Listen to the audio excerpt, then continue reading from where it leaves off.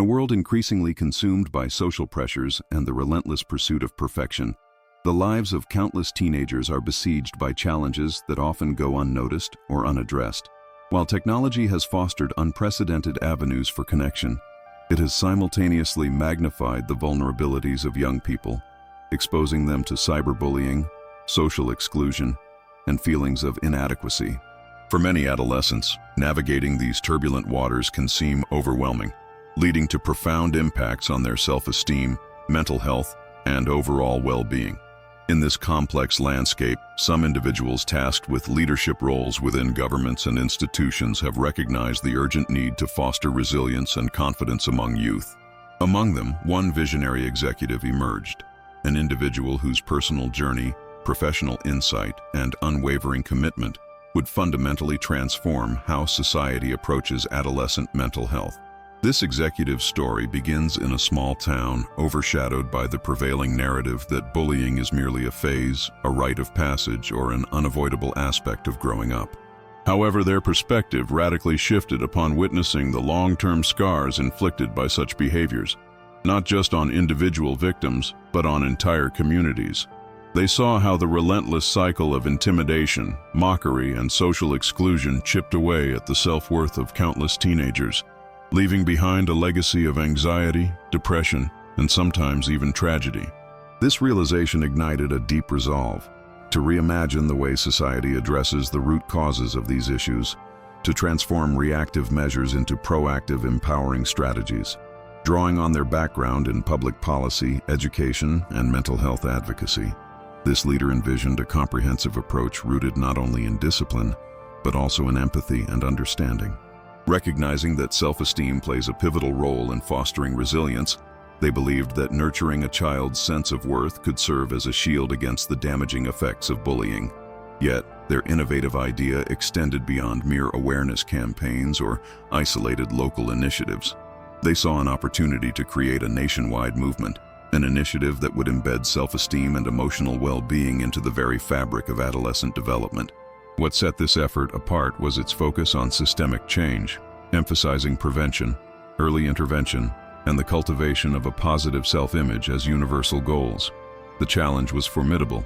Implementing a national program meant confronting deeply entrenched social norms, school policies, and cultural attitudes that often perpetuated harm or dismissed the importance of mental health. It required rallying stakeholders across different sectors, educators, healthcare professionals, parents, and even peers, to collaborate towards a common vision. The executive knew that meaningful change would demand more than policy mandates. It would require shifting perceptions and fostering environments where young people felt valued, heard, and empowered. They understood that interventions needed to resonate with adolescents' lived realities, respecting their perspectives and fostering authentic connections. As the story unfolds, this leader's journey illustrates the transformative power of compassionate leadership combined with strategic innovation. Their determination to convert a problem, bullying, into an opportunity for growth and resilience exemplifies a profound belief in the potential of youth. The narrative foreshadows how a single individual's vision can ripple outward, inspiring systemic change that touches millions of lives.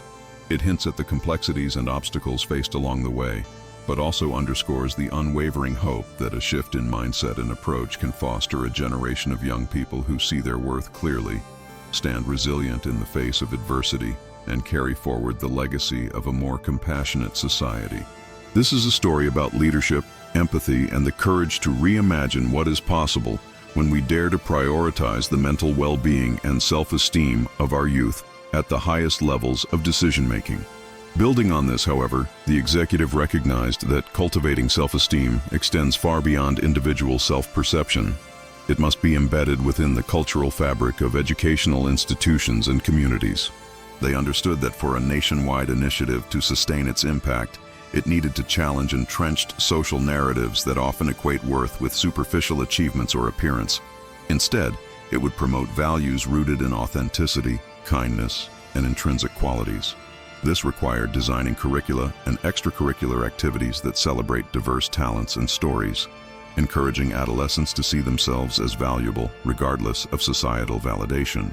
For example, integrating storytelling projects where teens share their experiences not only fosters empathy among peers, but also affirms their unique identities, creating ripple effects that gradually reshape social norms.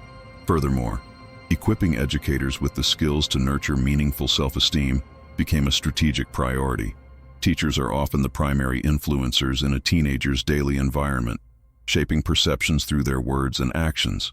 Recognizing this, the executive spearheaded specialized training programs focused on emotional literacy, active listening, and positive reinforcement. This approach turns classrooms into sanctuaries where vulnerability is met with support rather than judgment. Such environments act as protective buffers, reducing the likelihood of bullying and empowering students to develop resilience from within. The training also emphasized the importance of fostering peer mentoring relationships, where older students serve as role models, demonstrating confidence and empathy in their interactions. Another essential dimension involves leveraging digital platforms to reshape the conversation around adolescent self-worth. In an era dominated by social media, online interactions significantly influence teenagers' self-image. The executive advocated for the creation of digital campaigns that promote body positivity, mental health awareness, and stories of overcoming adversity. These initiatives aim to counteract the often toxic messaging encountered through online channels, replacing comparison and shame with inspiration and validation. Building on this, they envisioned interactive apps that encourage self-reflection and mindfulness, offering teens tools to recognize and challenge negative thoughts. By integrating these digital strategies, the program not only reaches a wider audience, but also adapts to the evolving landscape where adolescents spend most of their time. Moreover, the executive understood that addressing self-esteem on a national scale requires a nuanced approach sensitive to cultural differences. Communities across the country vary in their values, traditions, and challenges faced by youth. Therefore, the program was designed with adaptable frameworks, allowing local leaders to tailor initiatives according to specific community contexts. For instance, in regions where collective identity is paramount, activities might focus on strengthening communal bonds to foster individual confidence within a supportive group. Conversely, in more individualistic settings, emphasis could be placed on personal achievements and self-awareness exercises. This flexible architecture ensures that the initiative resonates deeply within each community, avoiding a one-size-fits-all model that risks alienating those it aims to empower. Finally, the executive emphasized ongoing evaluation and feedback loops to refine the program continuously. They recognized that change driven from the top must be complemented by grassroots participation. By establishing channels where adolescents, parents, and educators can share their experiences and suggestions, the initiative remains dynamic and responsive. Data collection through surveys, focus groups, and social media analytics helps identify emerging issues and measure progress. Such an iterative process guarantees that strategies evolve in alignment with the evolving needs and perceptions of youth, maintaining relevance and effectiveness over time. This comprehensive feedback mechanism fosters a sense of ownership among all stakeholders, transforming them from passive recipients into active co-creators of a healthier, more affirming environment for young people. Building upon the foundation of fostering internal resilience, it becomes imperative to recognize the importance of addressing external influences that shape adolescent self-perception. The environment in which young people grow up extends beyond their immediate social circles. It encompasses societal messages embedded within media, advertising, and popular culture. These signals often promote unattainable beauty standards, material success, or predefined notions of perfection, which can erode self-confidence over time. The executive strategy involves actively engaging industries responsible for these pervasive narratives, urging them to assume a more ethical role. This could mean incentivizing brands to feature diverse body types, promote authentic stories, or create campaigns focused on mental health awareness. By partnering with media outlets and content creators, the initiative aims to reshape the visual and ideological landscape that adolescents consume daily, turning it into a space that emphasizes individual worth over superficial glamour. Meanwhile, a critical element often overlooked is the role of peer influence in reinforcing or dismantling damaging stereotypes. Peer groups act as both mirrors and molders of self-image, wielding extraordinary power during adolescence. Recognizing this, the program incorporates peer-led initiatives that cultivate leadership rooted in empathy and authenticity. Training selected adolescents as facilitators or ambassadors allows the message of genuine self-esteem to circulate from within the community, bypassing adult mediation and fostering organic change. These young leaders are empowered to organize dialogues, workshops, and support networks, where peers can openly discuss struggles, challenge stereotypes, and celebrate diversity. In effect, the initiative transforms peer groups from potential echo chambers of harmful norms into battlegrounds for positive reinforcement and mutual upliftment. Another innovative layer entails harnessing creative expression as a vehicle for self-affirmation. Artistic outlets, whether visual arts, music, dance, or creative writing, serve as powerful tools for adolescents to process complex emotions and reframe their internal narratives. The executive envisions establishing accessible programs that fuse mental health education with artistic development, making expression not just an act of catharsis, but a statement of identity. For instance, a mural project might invite teenagers to depict their hopes, fears, or experiences, visually asserting their uniqueness and resilience.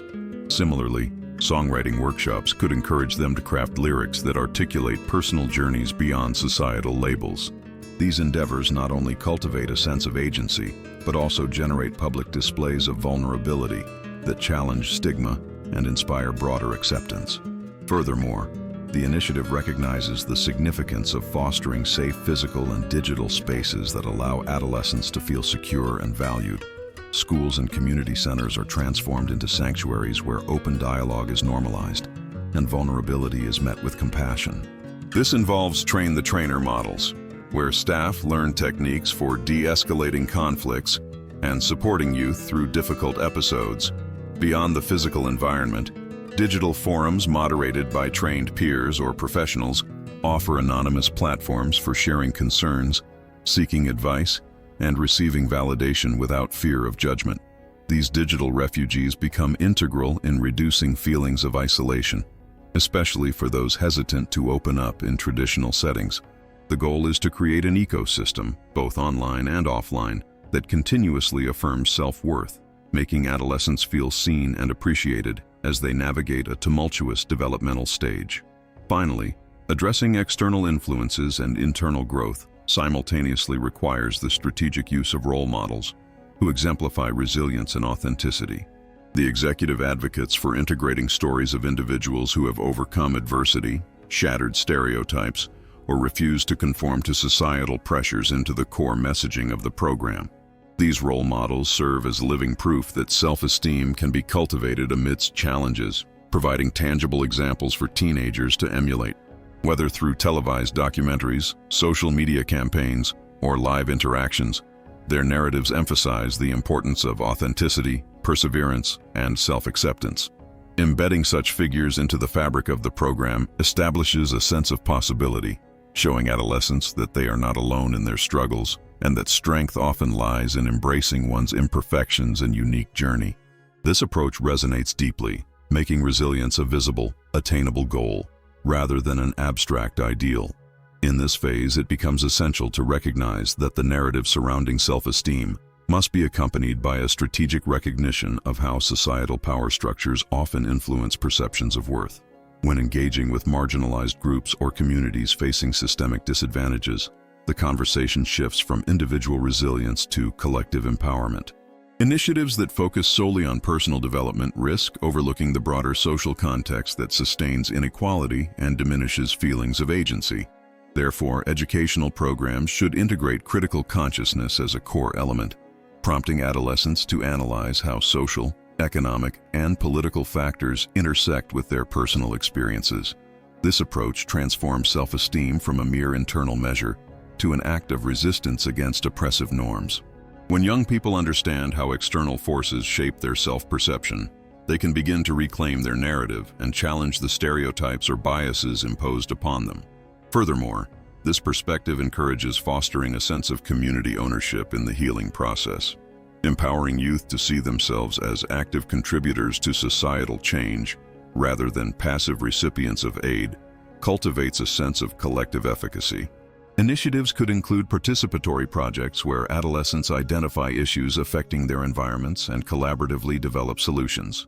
For instance, Students organizing local campaigns to improve school safety or advocate for mental health resources transfer feelings of helplessness into tangible action.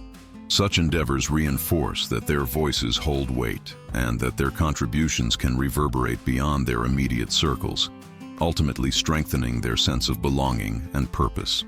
This participatory model shifts the focus from dependency to agency, subtly altering the foundation of self-esteem to embrace civic responsibility and communal growth. Building on this, it is crucial to incorporate intersectionality into the design of these programs.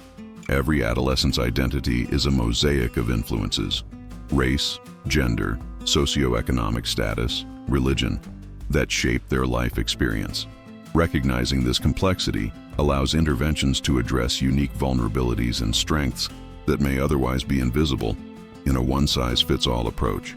For example, a young girl facing cultural expectations might find her self-esteem anchored in traditions that conflict with her personal aspirations.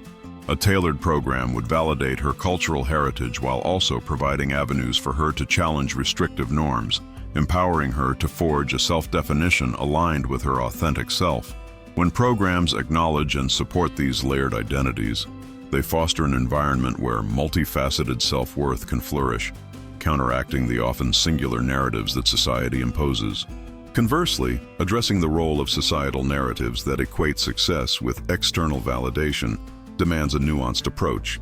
Society tends to reward visible achievements, awards, possessions, notoriety, while subtly undermining internal qualities such as vulnerability, humility, and emotional intelligence. Now, consider how this impacts an adolescent who internalizes these messages.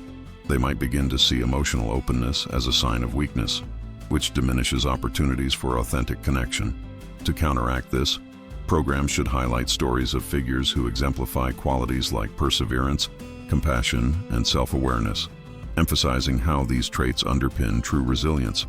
Practical exercises could involve journaling about moments where emotional honesty led to growth or illustrating the interconnectedness of vulnerability and strength.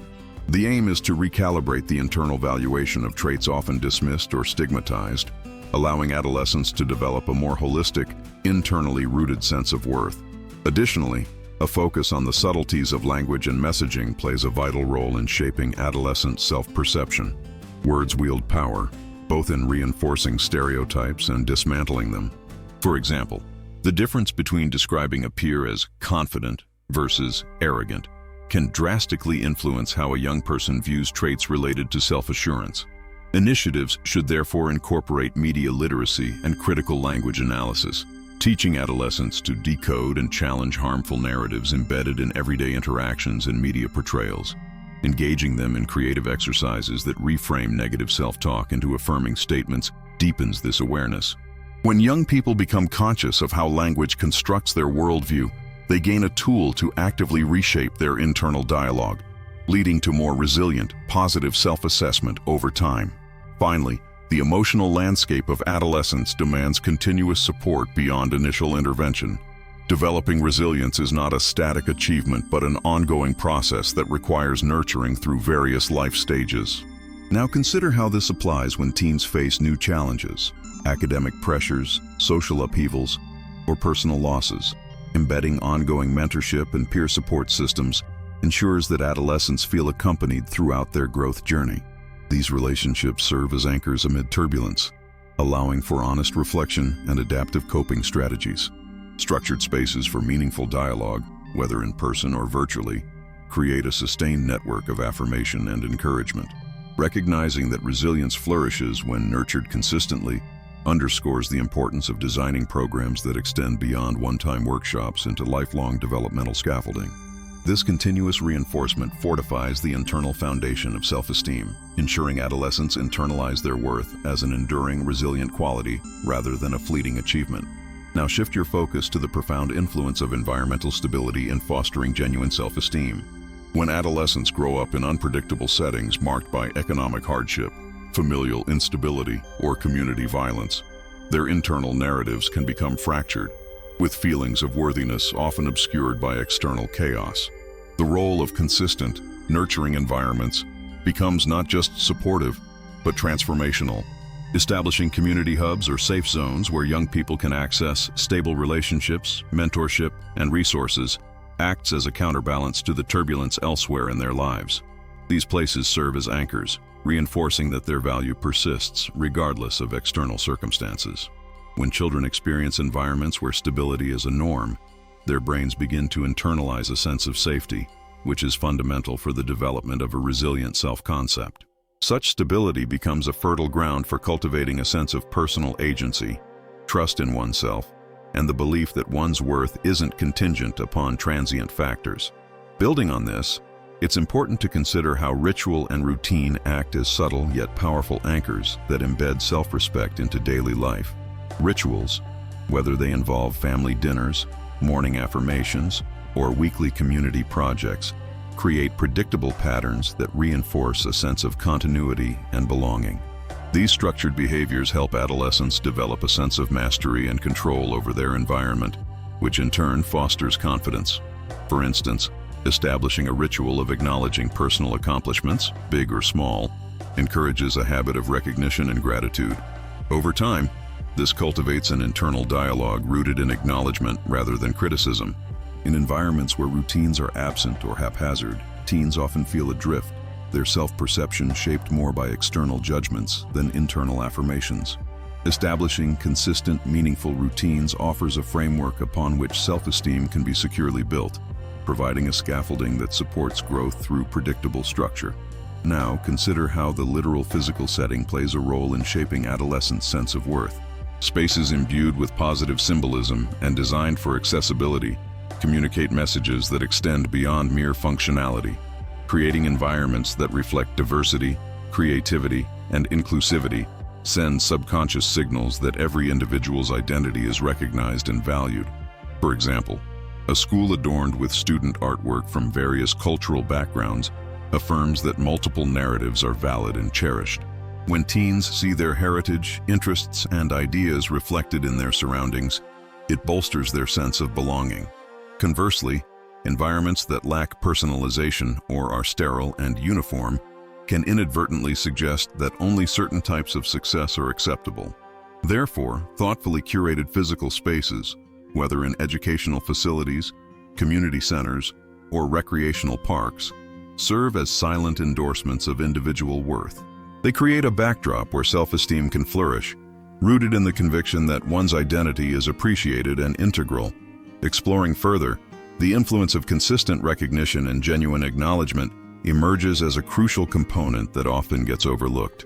Small, sincere acts of validation, repeated over time, can serve as powerful catalysts for internalizing a sense of worth.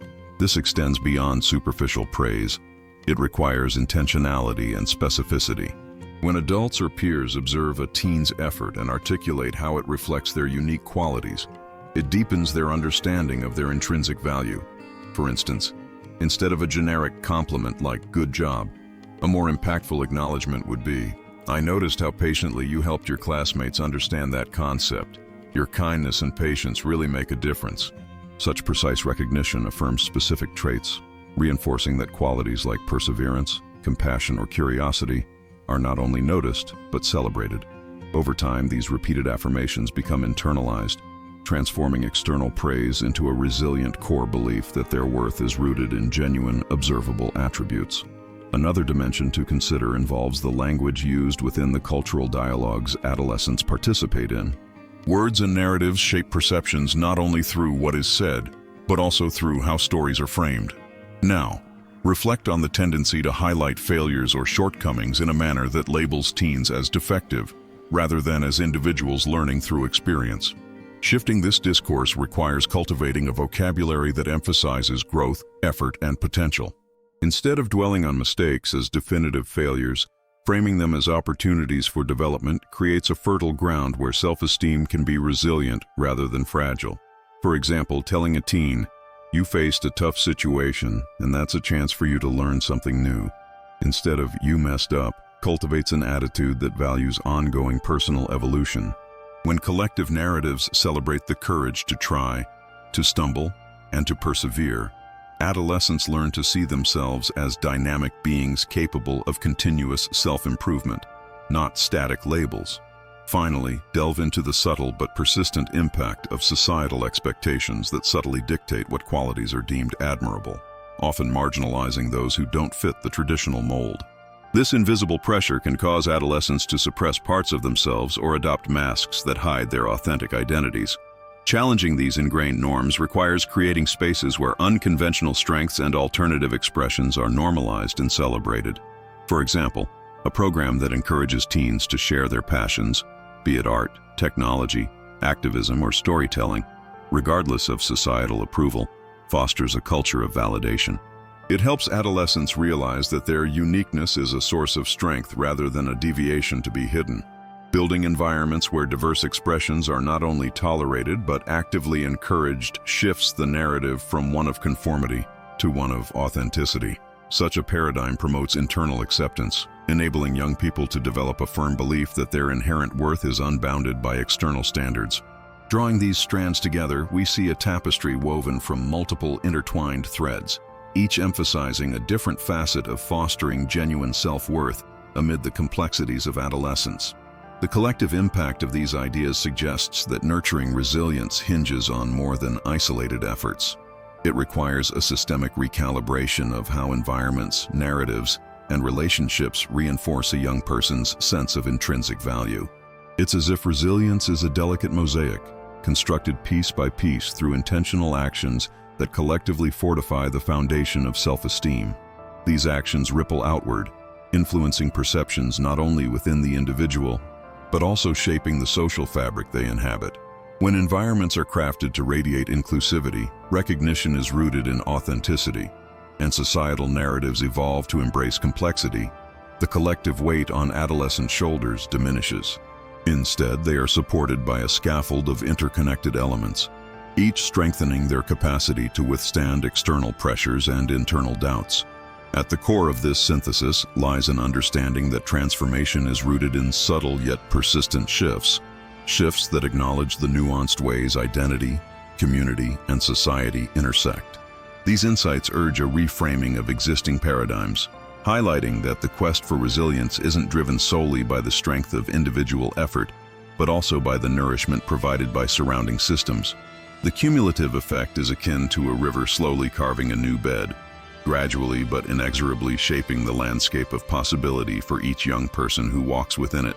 The steady convergence of these ideas encourages us to see beyond immediate outcomes and appreciate the long-term currents that can be set in motion, steering communities toward a more compassionate and empowering collective consciousness.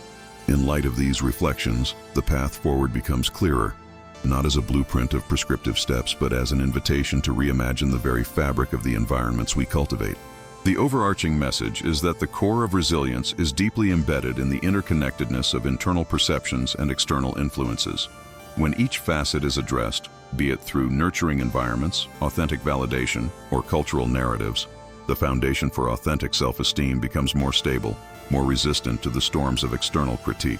The realization beckons us to understand that fostering resilience is an active art, one that demands continuous tuning, a deliberate orchestration of multiple elements working in harmony toward a singular, vital goal.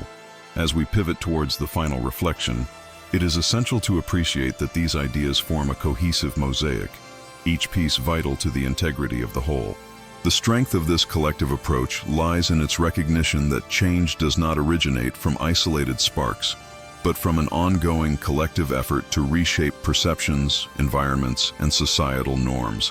This process, ongoing and dynamic, requires an active participation from all facets of society: educators, families, policymakers, and the adolescents themselves. Together, they hold the potential to craft a landscape where every individual's worth is not an exception but an expectation, woven into the very essence of their daily experience. The journey thus far underscores that the construction of resilience is both an art and a science, delicate, deliberate, and ultimately transformative, inviting us to reflect deeply on the foundational role each of us plays in shaping the inner worlds of the next generation.